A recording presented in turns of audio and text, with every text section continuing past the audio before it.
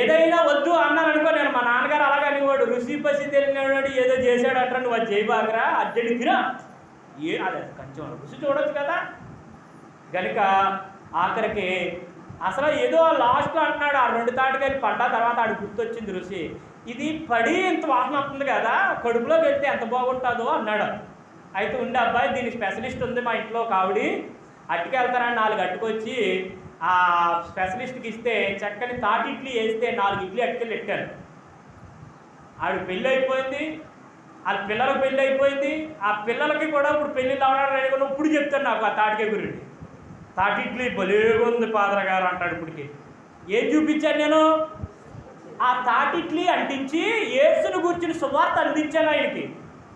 ఇప్పుడు గుడికి వెళ్తున్నాడు అని నెమ్మదిగా. ఎప్పుడు ఊరేమో చెప్పండి పొమ్మ అంటుంది అన్నాను, ఊరేమో పొమ్మ అంటుంది, కాడేమో రమ్మ అంటుంది. ఇప్పుడు యేసుబాబు గుర్తొచ్చాడు. ఎప్పుడు తినేశాడు తాటికి 2000 ఏళ్ళు తినేశాడు.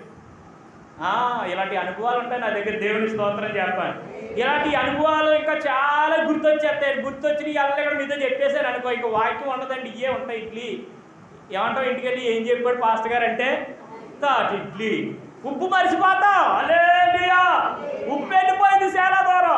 ఊరు సముద్రము నుండి నీరు వేరుపరిచినట్లు లోకము నుండి మనము కూడా వేరుపరచబడాలి. ఎందుకు అంటే లోకములో ఎవరున్నారంట, మూర్ఖులకు ఈ తరము వారికి మీరేమవ్వాలంట, వేరు అవ్వాలి. అందుకే దేవుడు ఏం చేస్తున్నాడు, మనలో వేరుపరిచాడు. తాగేవాడు తెలు కూర్చున్నావు అనుకో, నువ్వేమో ఏం చేస్తున్నావు, థమ్సప్ బాటిల్లో మంచి థమ్సప్ తాగుతున్నావు, థమ్సప్ లాగే ఉంటుంది. ఆటోస్ తాగుతున్నావు, ఆటోస్ తాగుతున్నావా థమ్సప్ తాగుతున్నావా అని అనరు. నువ్వు కూడా అందులో వేసుకుని ఈ యొక్క టానిక్ నువ్వు కూడా భుజిస్తున్నావు, తాగుతున్నావురా అని ఏం చేస్తారు, నీకు వాడి కలిపి ఒక ఫోటో తీస్తారు. అర్థమవుతుందా? మూర్ఖులకు ఈ తరం వారికి వేరవడం చెప్తున్నాను. సినిమా హాల్కి దేబెట్టావు అనుకో, బడ్డ మీద సినిమా హాల్ దగ్గర దించుతున్నావు, దేబెట్ట వచ్చేస్తావు అంతే.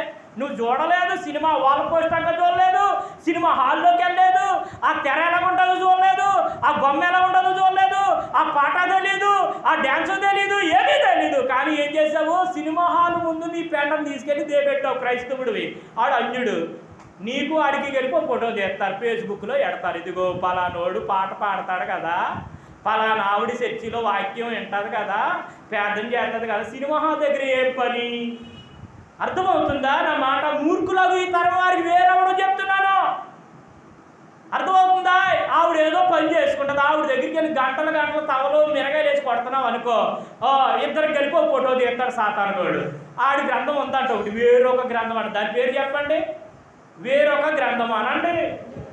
అర్థమవుతుందా నా భాష? బొగ్గలోకి కానీ వేరేలా వస్తుందా? కనబడుతుందా నా బొగ్గ వచ్చిపోయింది? మా ఎవరు కూడా వెళ్ళింది అనుకుంటున్నారా? కాదు. మా పిల్లలు గుద్దేశారు అనుకుంటున్నారా? కాదు. నాకు స్వీట్ అంటే ఎక్కువ ఇష్టం కదా, ఇష్టం ఎక్కువైపోయి ప్రసాదం బయటకు వచ్చింది. దేవునికి స్తోత్రం. ఇష్టం ఎక్కువైపోయి పొన్నును పుచ్చిపెట్టింది. పొన్నును పుచ్చిపెడితే పొన్ను ద్వారా వచ్చినటువంటి ప్రతిఫలం ఏంటి? బొగ్గవాపు. దేవునికి స్తోత్రం చెప్పు. ఎంత బాధ ఉన్నా ఎంత గట్టిగా అరుతున్నారా మీరు? అదేమి చెప్పండి. ఇది యాంగల్ చేస్తున్నారేంటి? ఇలా కూడా లేవలేదని చెయ్య అంటే నన్ను ఆపమానా? హల్లెలూయా. అది చెప్పండి ఒకసారి, హల్లెలూయా. అయ్యగారు ఎంత వేసారు కనుక సరైన కేకేశారండి.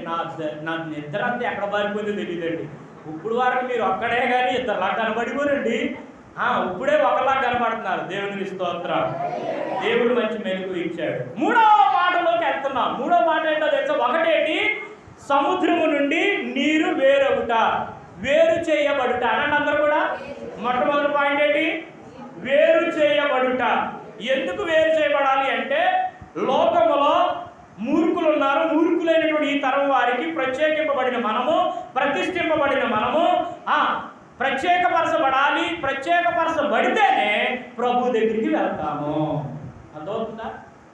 లేదండి నేను ప్రత్యేకపరచబడినండి, నేను ఆర్ది తినేస్తానండి, పొంగడాలు మింగేస్తానండి, పుట్ట దగ్గర కోసిన గొరిపోతూ మేకపోతూ పోనేనండి, మళ్ళీ మళ్ళీ దొరుకుతుంది ఏంటండి, మొక్కుంది నన్ను పిలిచారండి, నా వాటా కూడా నేను డబ్బులు ఇచ్చే కొనుక్కున్నానండి, మరి ఖచ్చితంగా నేను తినేయాలంటే నువ్వు ప్రత్యేకపరచబడలేదు, నీకు దేవునికి అసలు సంబంధమే లోకంలో ఉందని చెప్పి అన్ని జుర్రేసానండి. ఇప్పుడు ప్రభు దగ్గరికి వచ్చిన తర్వాత ప్రత్యేకంగా ఉండాలి కదండి, ఒక ప్రత్యేకత అనేది కనబడాలి కదండి.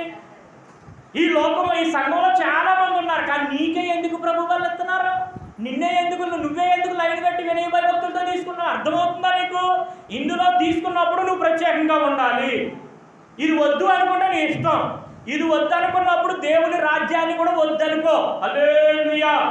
పరలోకం నాకు వద్దండి, చెప్తే ఈ బొందులో పైన ఎక్కడికో పోతే తెలుసో తెలియ తీసేసుకున్నానండి, కైనా మానండి, బూతులు మానండి, అబద్ధాలు మానండి, కనబడ్డ వాళ్ళకి అందరికీ ప్రేమ ఇచ్చేస్తానండి, నాకు సాటిస్ఫాక్షన్ అనేది ఉండదండి, నా శరీరానికి నాకు చాలా ఎక్కువ ఉప్పు కారం ఎక్కువ చేస్తానండి, లోకం నాదేనండి, పాపం నాదేనండి, నాకు పరిశుద్ధత వద్దండి, పాపమే కావాలండి, పాపమే అంబల్లా రోజు జురుతానండి అంటే నీ ఇష్టం, పరలోకం నీకు కాదు. అందుకే నేను అంటాను, ప్రభుని నమ్ముకున్న వాళ్ళందరూ పరలోకం వెళ్ళరు, పరీక్ష రాసిన వాళ్ళందరూ పాస్ అవ్వరు. దేవుని స్తోత్రం చెప్పండి, గట్టిగా చెప్పండి. హల్లెలూయా. డాక్టరు మంచం మీద పడుకోబెట్టి సిరంజి బాటిల్ ఎక్కిస్తున్నాడు. బాటిల్ ఎన్ని గంటలు ఎక్కుతుందండి? ఒక బాటిల్. ఇక్కడ ఉన్న వాళ్ళు ఎవరు బాటిల్ ఎక్కించుకోలేదా? ఎంతసేపు ఎక్కుతుంది ఒక బాటిల్? పోను అరగంట గంట, పోను ఒక అరగంట 30 నిమిషాలు. ఈ 30 నిమిషాల మధ్యలో నీకు ఫోన్ వచ్చింది. ఏమొచ్చింది? ఫోన్ వచ్చింది. ఏం చేస్తావు? ఇప్పుడు అర్జెంటుగా వచ్చి వాళ్ళు వెళ్ళిపోవాలి నువ్వు, లేకపోతే అక్కడ కార్యక్రమం ఆగిపోద్ది. ఏం చేస్తావు? తీసేస్తావా బాటిల్ మధ్యలో? తీసేస్తే ఏమొచ్చేద్దో తెలుసా? ఇటు నుంచి వెళ్ళిన ఆ బాటిల్లో ఉన్న ఏమవుతుంది, ఇటు నుంచి బాటిల్లో ఉన్న నీరు వెళ్తుందా, అటు నుంచి రక్తం వచ్చేస్తాను, మధ్యలో తీసేస్తాను. ఇప్పుడు ఒక అమ్మ అలాగే పారిపోతుంది, ఫోన్ వచ్చింది, లెగ్స్ వెళ్ళిపోయి పారిపోతుంది, గబగబా ఇలా వెళ్ళిపోతుంది. అర్థమవుతుందా నీకు? అన్నిటికి సమయం ఉంటుందండి వీళ్ళకి. ఏముండదో దేవుడి సన్నిధిలో కూర్చుని వినడానికి. అచ్చే ఒకప్పుడు ఐగురుండి పెడతండి, అమ్మాయి బాబాయ్, అబ్బాయి అమ్మల అమ్మాయి బాబాయ్, అప్పుడు అమ్మ కనపడదు, బాబు కనపడదు, వేసుకోవే అమ్మ బాబు. ఇప్పుడేమో అవ్వదండి అయ్యగారు, నేను వెళ్ళాలండి, తప్పదండి. మీకు అర్థం కాదండి. ఎవరికి అర్థం అవదో? అప్పుడు ఎవరికి అర్థం అవదు? అప్పుడేమో దేవుడికి అర్థమైంది. అంటే ఇప్పుడు వీళ్ళకి ఏమవుతుందో మా బాధ మీకు అర్థం అవ్వదండి. చాలా ఇంపార్టెంట్ పని అండి. మీరు అలాగే చెప్తారు, మాకు నచ్చితే వస్తాం, నచ్చకపోతే పోతాం. ఇదే కూడా ఉందండి, చాలా ఉన్నాయి. అచ్యుతాపురం వరకు, అనకాపల్లి వరకు, విశాఖపట్నం వరకు వెళ్ళు, చచ్చినాక ఆడే వస్తాను. మరి ఆడే వస్తానా, నేను వస్తానా? నాకు అర్థం కాలేదు, నేను ఎందుకు వెళ్తాను? అన్నిటికీ సమయంతో దేవుని సన్నిధిలో వాక్యం వినేటప్పుడు ఏముంటుంది నీకు? చెప్పండి. వాక్యం వినేటప్పుడు గుర్తొచ్చేస్తాయి అన్నీ. హల్లెలూయా.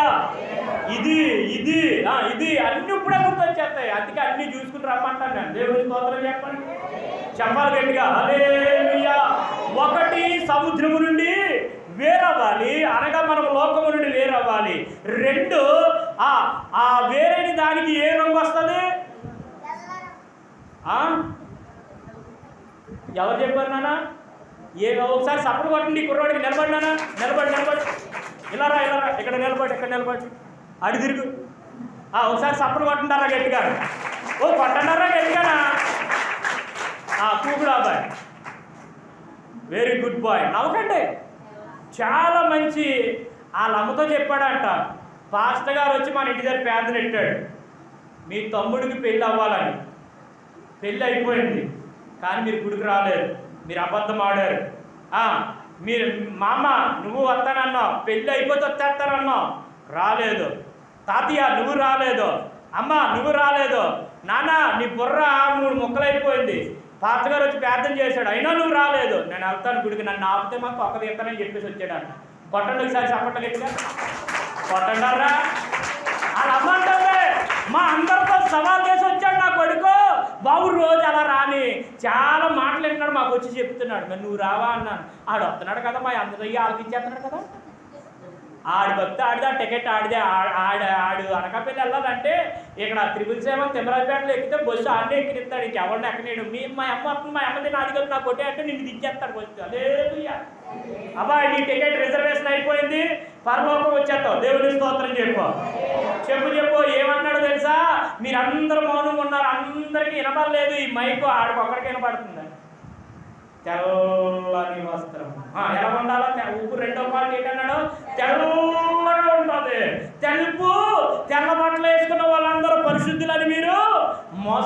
అండి, తెల్లని వస్త్రమే కాదు, తెల్లని రంగే కాదు, ఆ రంగులో ఏముండాలా? పరిశుద్ధత ఇమిడి. తెలుపు డ్రెస్ వేసుకున్న వాడు అందరికీ ఎలా ఉండాలి? కనీసం పరిశుద్ధత కోసం ప్రయాసపడడానికి ఇష్టపడాలి. పరలోకము నుండి పరిశుద్ధాత్మనే తెల్లని ఒక అగ్ని కణం వచ్చి 120 మంది ఆ మేడగదిలో దేవుణ్ణి ఆరాధిస్తున్నారండి. ఆరాధిస్తున్న సమయంలో ఈ పరిశుద్ధాత్మ అగ్ని రూపంలోనికి వచ్చి పడ్డదంట వాళ్ళ మధ్యన. పడితే అప్పుడు వారికి స్తోత్రం స్తోత్రం స్తోత్రం స్తోత్రం, హల్లెలూయా హల్లెలూయా హల్లెలూయా హల్లెలూయా, స్తోత్రం స్తోత్రం స్తోత్రం, ప్రభువా నీకు వందనాలు, యేసయ్యా నీకే స్తోత్రం, మా గాత్రం నీకు స్తోత్రం, మా గాత్రం నీ స్తోత్రం, మా గాత్రం అన్నవాడు అంట మొదలెట్టారంట. ఎందుకు అంటే వెంటనే ఆకాశము నుండి అగ్ని వారి మీదకు వచ్చి వాలగా వారు వాక్శక్తిని పొందారంట, పరిశుద్ధాత్మని శక్తిని పొందుకున్నారంట, వారు దేవుని మహిమపరిచారంట. అందరూ నిండిపోయారంటే ఒకరొకరు కాదు. ఆన్లైన్ ప్రేయర్కి వస్తున్నావు, నింపబడుతున్నావా? పరిశుద్ధాత్మని శక్తి పొందుకుంటున్నావా? విజ్ఞాపన ప్రార్థనకు వస్తున్నావు, పరిశుద్ధాత్మని శక్తితో ప్రార్థన చేయగలుగుతున్నావా? పరిశుద్ధాత్మ శక్తి ఒకసారి నీలోకి వస్తే టయాన్ని చూడమందో, గేట్ అవుదిత్తా వెనకాలను చూడమందో, ఒకసారి నీకు మళ్ళీ ఆకలి చూపించదు, నీ కాళ్ళు నడుతున్నాయనే సంగతి నీకు తెలియదు, కళ్ళు మండుతున్నాయనే సంగతి నీకు తెలియదు, నువ్వు మైమరిసిపోతావు దేవుని సన్నిధిలో, దేవునితో ఏకమైపోతావు. అది పరిశుద్ధాత్మ శక్తి వస్తే. వాళ్ళందరూ కూడా ఆత్మ చేత నిండిన వారే. ఆ ఆత్మ వారికి ఏమొచ్చింది? నింపబడితేనే వస్తాడండి. నింపబడాలా? ఎంతే ఉందో ఎప్పుడు చూసినా. ఎక్కడుందో నీ ప్రార్థన చెప్పండి. అందరూ కూడా శీల లోతు అనండి, మోకాళ్ళ లోతు అనండి, మన లోతు అనండి.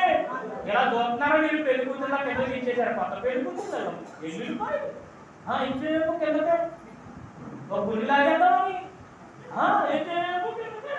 ముసిగేసాడు, మొత్తంగా మూసాడు. బైబిల్ చూస్తుంది కదా, మీరు బైబిల్ చదివినాడు పెద్ద పరిస్థితుల్లో పెట్టించేస్తారా? బైబిల్ మూసిన ఆయన కూడా చెప్పండి. సీల మరణ లోతు, మోకాలు లోతు, మొల లోతు, దాటలేనంత మురిగిపోవాలి. ఏం చెప్పాలి? నింపబడాలి. శిరస్సులను మొదలుకొని అరుకాలు వరకు పరిశుద్ధాత్మ శక్తితో నింపబడాలి. నువ్వు నిండిపోవాలి పూర్తిగా. ఎక్కడుంది నీ ప్రార్థన? గట్టిగా చుట్టాలు ఇంటికి వచ్చే ఉంటుంది నీ ప్రార్థన. ఇంటి దగ్గర కరెక్ట్గా ఆదివారం రెడీ అయిపోయే ప్రార్థనకి, మనోహర్ కరెక్ట్గా రెడీ అయిపోయే ప్రార్థనకి 4 ఫ్రెండ్స్ వచ్చేసారు. ఎప్పటి నుంచో నేను చూడాలనుకుంటున్నాను Mohanam, I love you Mohanam, పదా అలా వెళ్దాం ఆవకి దగ్గర కంటిలోకి. ఏం చేస్తావు? పెగు బల్ల నై చేస్తా, బతకాయిసే సరి జాయిగా. హల్లెలూయా, దేవునికి స్తోత్రం. ఎప్పుడు అమ్మా నీ చేతి వంట ఎంత మంచిదో, నువ్వు వండితే ఇంకొవ్వులు ఇలా పెట్టుకుంటే అలా కరిగిపోద్దంట అమ్మ, ప్రసాదం చెయ్యాలా, నువ్వు లేకపోతే అలాగమ్మా వండమ్మా. ప్రభు వల్ల మధ్యాహ్నం వచ్చేస్తాను, వండుతాను, పర్లేదు. లేదు ఈ వారం కాకపోతే వచ్చి వారం మన ఊళ్ళోనే ఉంది కదా గుడి, ఈ నెల కాకపోతే వచ్చి నెల తీసుకుంది. కానీ బాబు మా అమ్మ నా తల్లి అంటులకు వాళ్ళ బలవంతం చేతుల్లో నేను దాటి రాలేకపోయాను. అయ్యగారు అక్కడే ఉండిపోయానండి. కుక్కర్ ఏమో డ్యాన్స్ చేసిందండి, గ్యాస్ ఏమో ఫైటింగ్ చేసిందండి, పెనమేమో పేరిపోయిందండి.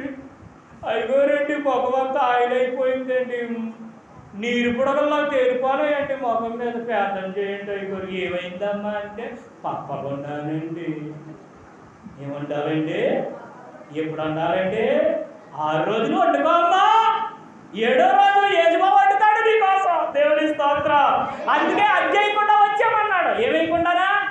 అగ్గేయకుండా, ఏ పని చేయకుండా, బరువులు మోయకుండా వచ్చామన్నాడండి గుడికి. యేసుబాబు వేస్తాడు. వాక్యం వింటేనంట నీకు ఆకలి మీద ఉండదంటండి. అసలు దేవుడి శారీరక ఆహారం మీద నాకేటో కానీ ఈరోజు కడుపు అంతా తింటుకుందంట. ఒక అమ్మ గుడి దగ్గర నుంచి చెప్తాను. ఎందుకంటే వాక్యం బాగా విన్నదా.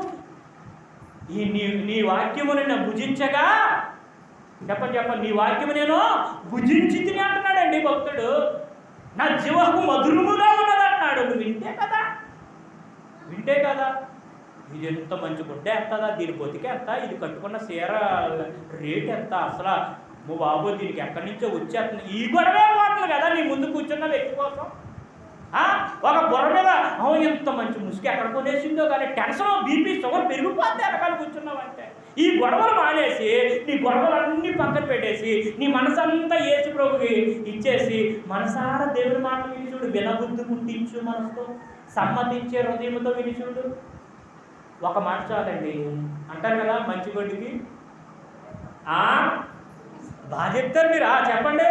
మంచి మనిషికి ఒక మాట మంచి అంటే గొడ్లలో కూడా తేడా గొడ్లు ఉంటాయేమో, చెడ్డ గొడ్లు కూడా. అందుకే మంచి గొడ్డు అన్నాడుగా. మంచి మనిషి అన్నాడు అంటే చెడ్డ మనుషులు కూడా ఉంటారుగా. వాళ్ళే ఏమన్నాడు వాక్యంలో, మూర్ఖులైన ఈ తరం వారికి మీరు వేరే, మూర్ఖులైన ఈ తరం వారికి మనం వేరే అవ్వాలి అంటే చెడ్డ మనుషులు ఉన్నారు, చెడును ప్రసారం చేస్తారు, చెడు మార్గంలోనికి మనల్ని తిప్పుతారు. మనం దేవుడి సన్నిధికి రాకుండా ఏం చేస్తారు, షార్ట్ కట్ మార్గాలు ఏం చేస్తారు, మనకి ప్రణాళికలు వేస్తారని గ్రహింపు కలిగి మనం ఏం చేయబడాలా, వేరు చేయబడాలి. వేరు చేయబడిన తర్వాత తెల్లని తెలుపుకి సోదర్శంగా పరిశుద్ధాత్మైన శక్తిని పొందుకోవాలి. పొందుకున్న మనము ఏం చేయబడాలంట చూడండి. ఉప్పు ఎలా ఉండాలి, నిస్సారంగా ఉండకూడదు, సారవంతంగా ఉండాలి. సారవంతంగా ఉండాలి అంటే అగ్నిలో వేయబడాలి. అగ్నియే దాన్ని ఏం చేస్తుందంట, సారవంతంగా చేస్తుందంట. చదవండి. ప్రతివారికి ఉప్పు సారం దేని వల్ల కలుగుతుందంట, అగ్ని వల్ల కలుగును. ఉప్పు మంచిదే కానీ నిస్సారం అయితేనే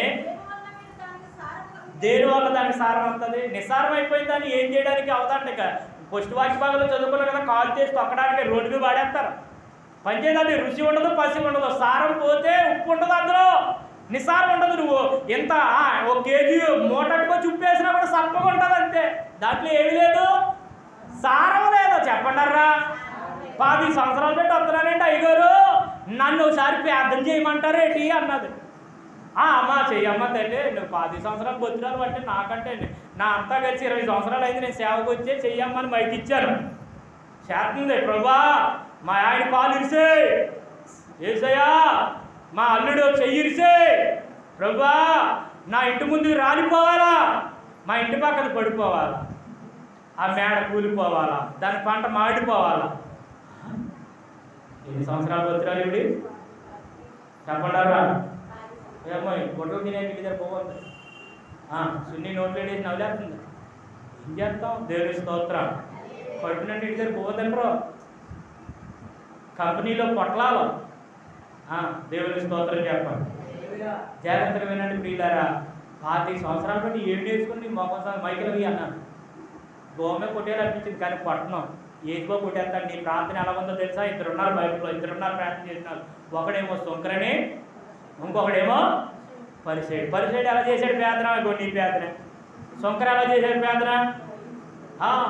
కనుక నువ్వు ప్రార్థన నేర్చుకోలేదు 10 సంవత్సరాలు పెట్టి రా విజ్ఞాపన ప్రార్థనకి. ఎక్కడి నుంచి నీ ప్రార్థన బాగా వస్తుంది అన్నాను. ఇంకా మళ్ళీ కనబడలేదు బతురాలు. మరి మంచి పనికిరాదుగా, అగ్ని పనికిరాదుగా. అగ్ని ఏం చేస్తుందంట, సారవంతముగా చేస్తుంది. నీలో నిస్సారం ఉంటే ఏమిటి 10 సంవత్సరాలు పెట్టి భక్తి చేసిన అమ్మాయి ఎలా ప్రార్థన చేయాలండి? ఏసిన మోకాలు తీయకుండా 3 గంటలు చేసి మోకాలు వేసి ప్రార్థన చేయగలగా కదా. 3 నిమిషాలు మోకాలు ఎత్తులో కూర్చునిపోతున్నారు మూలుగుతున్నారు. 100 సార్లు ముడుకులు తడుగుతారు తల్లి. అందుకే మాకు IFJ అనే ఒక ప్రార్థనా ఉద్యమం ఉంది మన మండలంలోనే, మన నియోజకవర్గంలోనే. గొర్రెలు వారిపానులో స్టార్ట్ అయింది 5గురితోటి. ఈరోజు 6,000 మందికి పైగానే చాలా రాష్ట్రాల్లో కూడా జరుగుతుంది. అయితే దేవుడి బిడ్డలారా, నేను అంటున్నాను, గంట సేపు మోకాల మీద ఉంటేనే కానీ ఒప్పుకోడు ఆయన. అందరినీ చూస్తాడు. వెనకమాట వేసుకుని కూర్చున్న వాళ్ళు కాదు, మోకాల మీద నిలువు మోకాలు వేసి చేతులు స్పష్టంగా పైకి సాపి మోకాలు చేయాలి. కళ్ళంట నీరు చేసే ప్రార్థనలు ఏముండాలా? కళ్ళంట నీరు కారాలి. పంచాయతంతో కూడిన కన్నీరు రావాలి. పొడి ప్రార్థన చేస్తే ఒప్పుకోడు. కళ్ళంట నీరు రాకపోతే రానీడు మళ్ళా మీటింగ్కి. చెప్పండి, ఎవరు వస్తారు ఈసారి? మనం పిలుస్తాం. ఎంతమంది ఉంటారు చూడండి. 1 గంట సేపు మోకాల మీద నిలబడి కళ్ళంట కనీసం చెంపుడు నీళ్ళన్న కారాలన్న, లేకపోతే రానీడు. చూడండి, వస్తారా? మరి మంచి మంచి మీటింగ్లు ఉన్నాయి. దేవుని స్తోత్రం చెప్పండి. పాడేరు ఎంతమంది వస్తారు? పాడేరు బస్సు మీద మనిషికి 2000 డబ్బులు సెట్ చేసుకోండి. మనకి ఇక్కడ ఈ కరెంట్ ఉందా? ఈ కరెంట్ ఎక్కడి నుంచి వస్తుందో అక్కడ తీసుకెళ్తాను. మీకు మాస్కాండ 18,000 అడుగులు కిందకి తీసుకెళ్ళి మళ్ళీ పైకి తీసుకొస్తుంది. మళ్ళీ మిషన్ అంతా చూపించి ఎలా కరెంట్ తయారవుతుందో, ఎక్కడ సప్లై అవుతుందో. మీరు రెడీ కానీ మిమ్మల్ని ఎక్కడికని ఎన్ని యాత్రలు తిప్పేయాలని ఉందో నాకు. నా యాత్రలకు రారు, మీరు ఎక్కడికెక్కడికో వెళ్తున్నారు. ఆ యాత్రకి వెళ్తే కొండ మీద తిరిగి వచ్చేస్తావు, పిండి మొక్కలు వేసుకుంటూ వచ్చేస్తావు. నాతో వస్తే క్షేమంగా వస్తావు. దేవుడి స్తోత్రం చెప్పు. హల్లెలూయా. నువ్వు ఎక్కడికైనా కాకినాడ పెద్ద చర్చి 10,000 మంది పట్టే చర్చి చూడాలనుకున్నావు, రా తీసుకెళ్తాను. అర్థమవుతుందా? గౌరీపట్నం వెళ్దామా? రా తీసుకెళ్తాను. ఎక్కడ ఇష్టం? కుక్కటిపల్లి సతీష్ కుమార్ గారు 52 రోజుల్లో కట్టిన చర్చి చూస్తావా? రా తీసుకెళ్తాను. డబ్బులు నీయే, నాది కూడా నీదే. హల్లెలూయా. మరి అంతే కదా. మీ ఆశనేమో నేను బలైపోవాలా? నాది బలి నేను కూడా చెప్తాను. నేను దాగే నీళ్ళు కానించి తినే బొమ్మకాయ అన్నీ నీయే, రా తీసుకెళ్తాను చక్కగా. దేవుని స్తోత్రం చెప్పు. దేవుని స్తోత్రం చెప్పు. అంటే పైరేపు వచ్చి కింద రేపను బతిమలాడుతుందండి కొన్నిసార్లు. అలా వాక్యం చెప్పుకుంటూ పోతే. అందుకే అప్పుడప్పుడు మధ్యలో చెప్పండి ఏం చేస్తుంటాను? తాలింపు వేస్తుంటుంటాను. ఏంటి తాలింపు వేస్తే ఏమవుతుంది? అటు ఇటు తూలుతుంటుంది కదా. అలాగే మీరు నవ్వుతున్నప్పుడు ఎలాగ నవ్వుతుంటారు కదా. అది చూసి మళ్ళీ ముందుకు ఒక పాయింట్ అందిస్తుంటాను. హల్లెలూయా. దేవునికి స్తోత్రం. 3వ పాయింట్లోకి వచ్చేస్తున్నాం. మన అమ్మగారు మీరు ఒకటి అలా చదువుకుంటున్నారు అనుకో, మనకి 3 గంటల పైన దాటిపోద్ది కనుక నా ముళ్ళు దగ్గర అయిపోద్ది. దేవుని స్తోత్రం చెప్పండి.